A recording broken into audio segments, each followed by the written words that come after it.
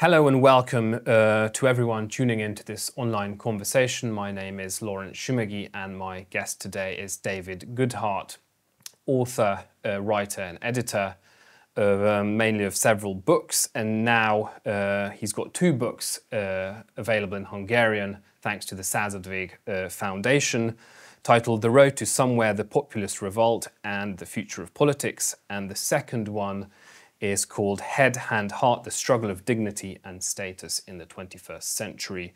David, welcome. Thank you for joining. Let's start with exploring the latter book. Head, Hand, Heart, what exactly do you mean, and what personal experiences inspired you to write this book?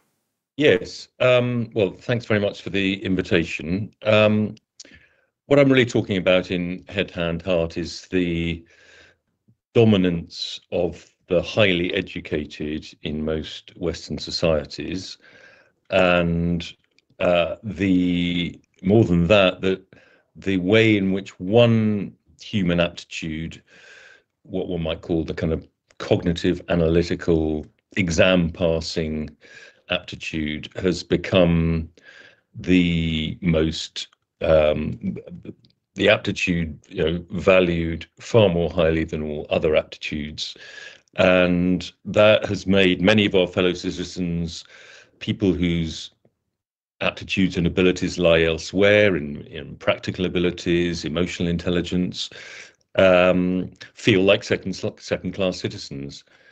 And this tendency to highlight just one form of human aptitude, the kind of cognitive analytical, is a product of the huge expansion of higher education in most of our societies. I mean, to give you an illustration of the issue, Tony Blair, the Labour Prime Minister, a couple of years after his party had been elected in 1997, he gave a speech in 1999 in which he recommended that 50%, half of all school leavers, should go on to study at university. At that point, probably about a third did, 25–30% did. And I remember thinking at the time, what a kind of an extraordinary thing to say. And it could be said only by somebody who lived in a world and was surrounded by people who had been to university and whose children were destined to go to university. There was absolutely kind of no sense of the sort of status issue and how people might think if they were in the 50% that didn't go to university. I call this the sort of the 1550 problem, that when 15% of that, I mean, I want to make it absolutely clear, I think, we need people who are highly intelligent in the sort of traditional way of, processing information, sometimes very creatively. That analytical cognitive ability, is crucial to human civilization. We're going to need, highly educated people more than ever to solve all the problems that the planet faces. But it's not the only aptitude, and because it tends to attract so much status, the people that end up not going to university are going to have a much lower opinion of themselves in many cases. And when 10 or 15% of people go to university, and the rest of people just go and work in a local office or factory, it doesn't really matter. But when 50% go and you don't go, then it's a completely different ballgame. And there's extraordinary lack of empathy among the group of people who I called in my earlier book the anywheres, people who are invariably very highly educated, certainly at least a university graduate level, tend to be quite mobile. I don't know what the situation is in Hungary, but in the UK, most people go to residential universities. It means they leave their family, they leave the people they grew up among, they leave their hometown, and they go to another town and mix with a similar group of people, you know, who've been good at passing exams, and the anywhere class, tend to share certain values. They tend to favour mobility and openness and autonomy. They tend to be they've often floated free of their original roots. And they find it hard to understand the other large group of people who I call the somewheres, people who are much more rooted in place and group, and therefore are much more discomforted by rapid demographic change, for example. So, anyway, so that Tony Blair moment was a sort of light bulb moment for me. I come from a privileged background. I went to university. My children had gone to university, but I don't think that should stop one criticising what I think is a clear over-expansion of higher education. You know, the people that have been running our societies, not just in the UK, but throughout the developed world, really, they're all university educated, and they just assume that must be good for everybody. But it doesn't follow that it's good for all individuals or society as a whole.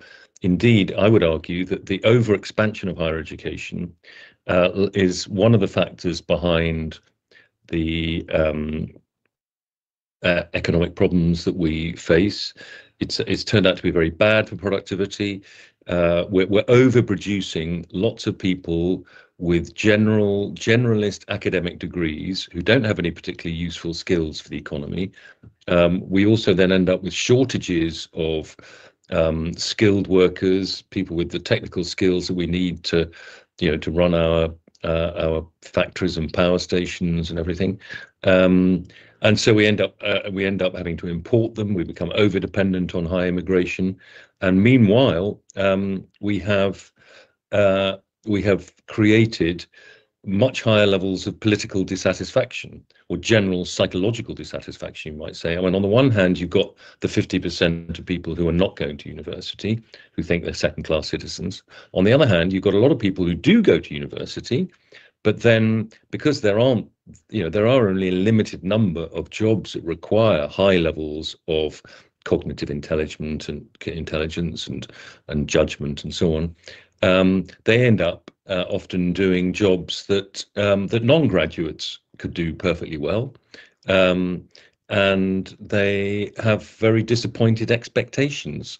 They're expecting, many of these people from quite low-income backgrounds. They've worked hard at school and they've done everything that their parents and their teachers said, and they go to university, they get a degree, and then they end up in a kind of £25,000 a year backroom clerical job when they were expecting, higher status professional, highly paid work.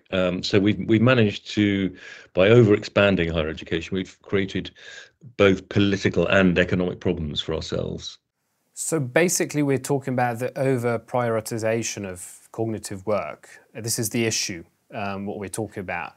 And in your view, and while you were writing this book, what kind of practical steps did you come across, or could you think of, that society could take to rebalance this value system? Well, I mean, it's partly through the priorities of political leaders. We could very easily reverse the overexpansion of higher education. It is starting to happen of its own accord, at least in the UK, partly because we have lumbered young people with enormous student debt. So a lot of people are, and I'm very glad to say that the proportion of school leavers who are going on to university is now falling. I mean, for the first time in about 20 or 30 years. It's still pretty high. It's still around 40%, but it's come down from 43 or 44% a couple of years ago. And I think it's partly because people are seeing that they're not getting the decent professional employment that they thought they'd been promised. And there are lots of good jobs. You can leave school. If you're a capable young person who's not particularly academically gifted, but you're a perfectly capable person, you've got lots of common sense, then there are huge openings these days for people in skilled trades, in all the new IT occupations. I mean, you could do a coding course for 6 months and then end up earning a decent living, rather than spending 3 years studying something you're probably not that interested in, and leaving college with a £50,000 debt. Now, it may well be, that you do your coding course, you work for 10, 15 years, you climb up an organization, you earn some decent money, and maybe actually you do have an intellectual curiosity about the nature of what you're doing in software or whatever. You can then go to college later, go and do a computer science degree in your late 20s or early 30s. You'll probably get far more out of it. You'll be because you have a kind of background of knowledge already. So I'm not against universities. I think we've overexpanded them. I think they should remain more elite institutions. Now, and we can convert some of our universities back into the technical colleges that they used to be in the UK. I don't know what the situation is in Hungary, but in most rich countries have sort of different forms of higher and further education after school, and we do live in an increasingly sophisticated world, and many people will need some sort of qualification beyond school, but it doesn't have to be academically based 3-year university course. And I think the university sector has grown very powerful in many of our societies. It obviously tends towards the kind of left liberal politics. We've just had a Labour government elected in the UK, and one of the first things they did was to scrap a free speech law that had been particularly directed at universities that the universities didn't like. The Labour Party's social base used to be factory workers, going back 50 or 100 years, and now their base tends to be public sector professionals and the university sector. So I think we're not going to see the kind of switch that I would like under a Labour government, but I think, as I say, there are trends that young people themselves are starting to see, that actually an apprenticeship might be a much better idea than an academic degree. When we're talking about the devaluation of manual and caring work, in the context of Hungary, for example, but with many countries too, what springs to mind is the rural-urban divide, obviously, as you mentioned it briefly too. Do you think that by perhaps emphasizing the value of diverse types of work, manual works especially, could be a way to perhaps support this rural development and reduce regional disparities? Yeah, that is a good way of thinking about it. Yes, we tend to associate the cognitive elites with big metropolitan centres. They are the places that sort of suck up all the status. It's where everybody wants to live. House prices therefore rise astronomically. This is basically the London story. And you have a kind of servant class living in public housing who cater to the upper professional and managerial class, all of whom are highly educated. And yeah, it's not a healthy situation really. And yeah, one does want a better balance. And people in small towns and the countryside often do feel like second-class citizens, and feel that life is happening elsewhere, and usually it isn't. The big incomes may be happening elsewhere, but yes, I think if we had a better balance between head, hand, and heart, I think it might create, it'd be good for kind of national happiness in a way. People wouldn't always be feeling they're kind of missing out on something, that actually establishing, good relationships, creating a family, having a good bunch of friends, you can do that anywhere. And you can live a life of achievement anywhere. You can be a good parent, you can be a good member of your local football team, even if you have a relatively low status job, so long as that job is reasonably well paid, and you do not feel like a cog in the machine, so long as it's well managed. Everybody is, that's one of my arguments in the book, Head, Heart, is that we've created too narrow a vision of what a successful life is. It is essentially do well at school, go to a more or less prestigious university, and join a more or less successful professional career. And that's just too narrow a view of the good life. I think, if you go back in history, I think we used to have a much broader, wider sense of the different ways that you can achieve success in life.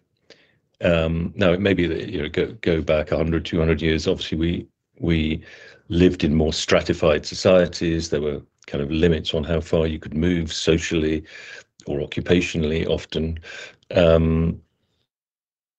But there was a kind of a sense that you didn't have to follow this kind of narrow path in order to live a successful life. And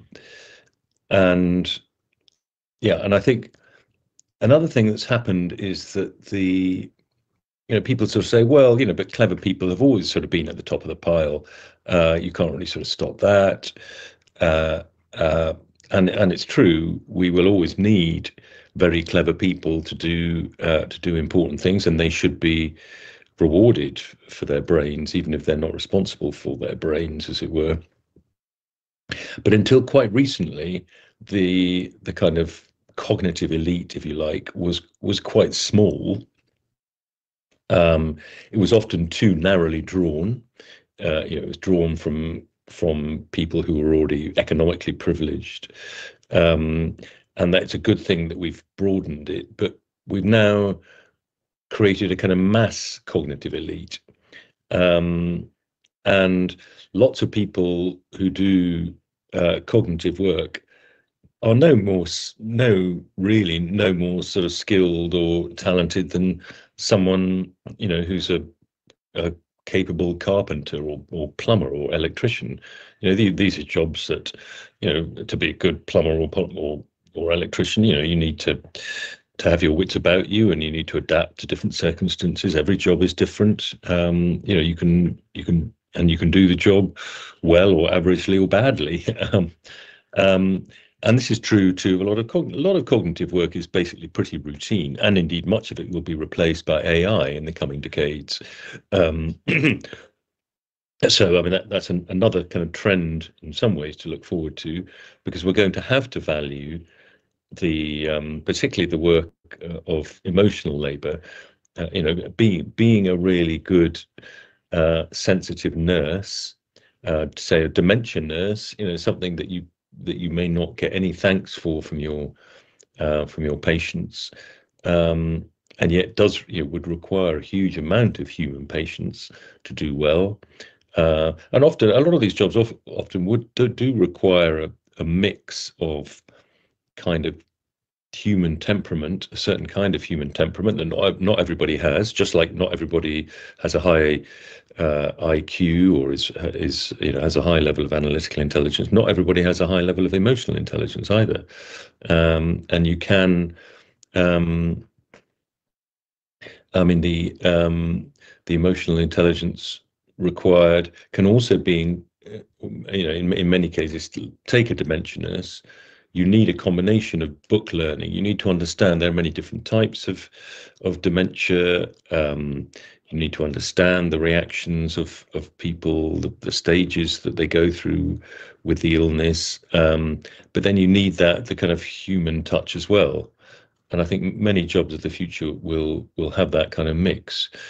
And I think to generalize about the thesis, that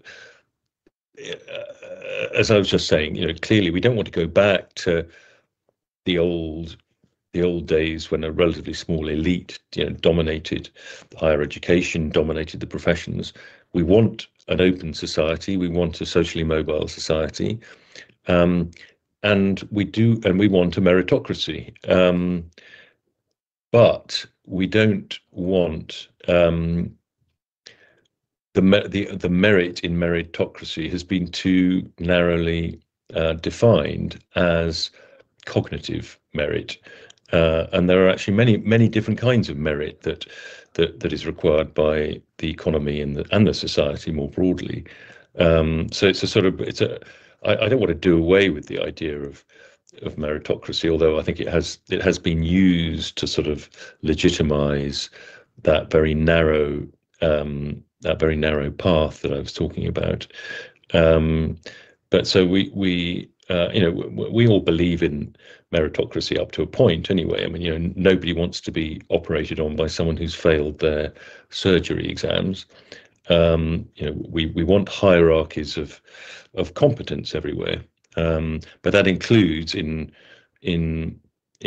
practical and emotional aptitudes too.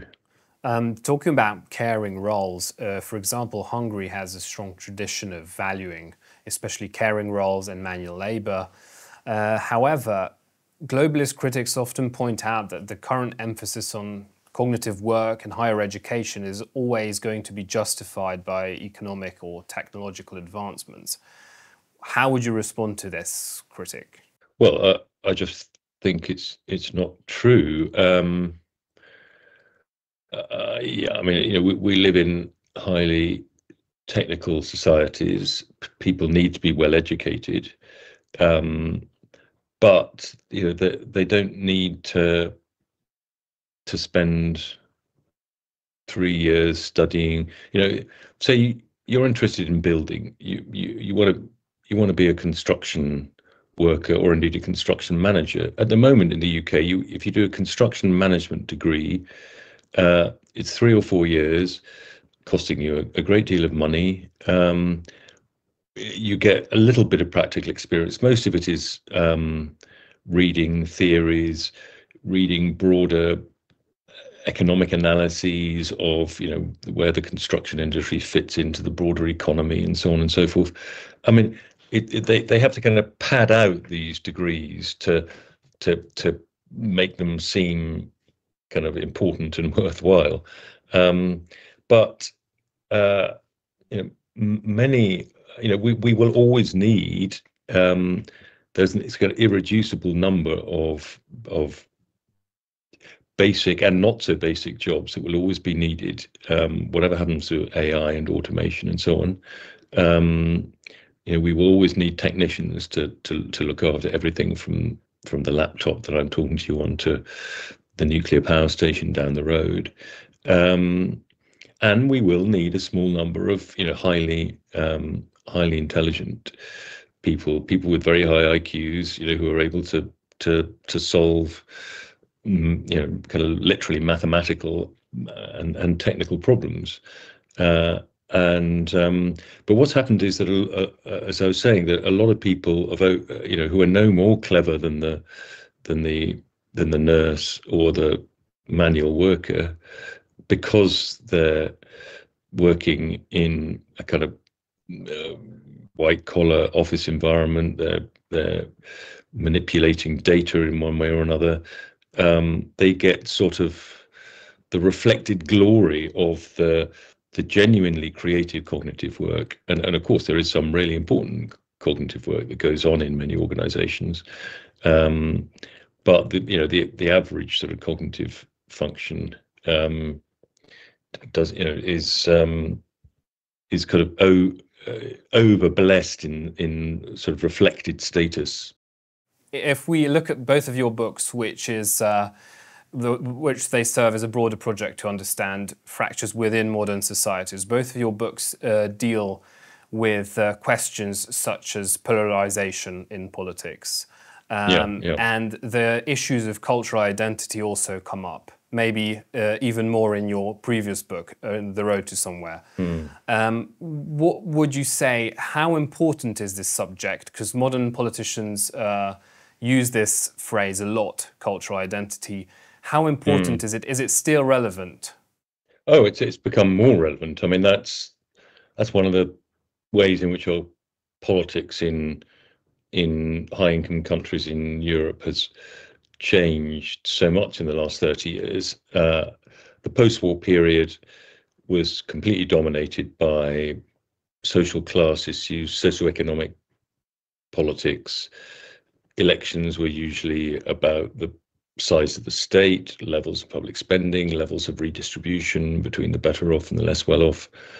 I mean, those issues, the political economy issues, the socioeconomic issues, are still relevant, but they've been overlaid by the cultural issues that I talk about in my books. The value divides, often education related, that we've just been talking about, particularly the sort of graduate non-graduate divide has become very important, and the values that the highly educated tend to be less attached to the nation state. They tend to be more comfortable with social change. They tend to be very liberal in their attitudes. Not all, but a majority tend towards a certain kind of liberalism. That partly a function of being highly educated and working in a kind of professional world where you don't tend to face very much competition from outside. You've got a sort of bias towards novelty and change, and that's all well and good. But the problem is that relatively small number of highly educated people with a certain set of values have been over dominant in our politics, and that's really what's led to the kind of populist pushback. The people who I call the somewheres, probably around half the population, people who are less well educated, more attached to place and group, and therefore, as I say, more easily discomforted by, say, mass immigration or rapid social change of other kinds. And they have they attach much more value to the nation state, to the rights of citizens versus non-citizens, and so on. And this is one of the reasons why issues of borders, immigration, national sovereignty have become so central. Obviously, very, very important in the UK with the Brexit referendum. It was an opportunity for those people to say, no, we don't want this kind of anywhere trade-off between economic growth in exchange for giving up our national sovereignty. It's not really working for us, because giving up national sovereignty means giving up control of your borders, and suddenly I face all this competition with people from Hungary and other European countries, and most of the people were not racist. They don't dislike Hungarians or Spaniards, but they thought the interests of British national citizens should come first, and this has created the great modern dividing line in politics between these between these worldviews, the anywhere worldview and the somewhere worldview. And I should emphasize, I think, both of these worldviews are completely legitimate, at least in their mainstream form. They obviously have rather extreme versions of both, which are less legitimate, but in their mainstream forms, these are legitimate worldviews. It's just that one has been utterly dominant in our politics, and that has made the somewhere people feel their voices are not heard. And you've seen what happens when people feel their voices are not heard. They get angry. They kind of lash out. We've just seen this in the last few days in the UK. We've had these riots. They've often taken a very ugly, anti-Muslim and kind of anti-immigrant stance on the part of the people who have been leading the riots anyway. But I think they have the feeling behind them is shared by many people who are horrified at the methods used by the rioters in intimidating asylum seekers in hotels and threatening to attack mosques and so on. I mean, this is horrendous behaviour. But I think a lot of people, while rightly condemning the violence and the bad behaviour, do have some sympathy for what has provoked people, which is the extraordinary high levels of immigration, the apparent inability to control who comes across the channel. You then get several incidents of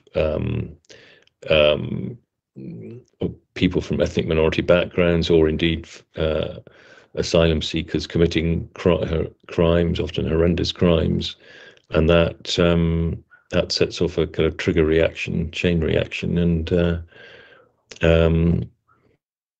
you get these appalling scenes.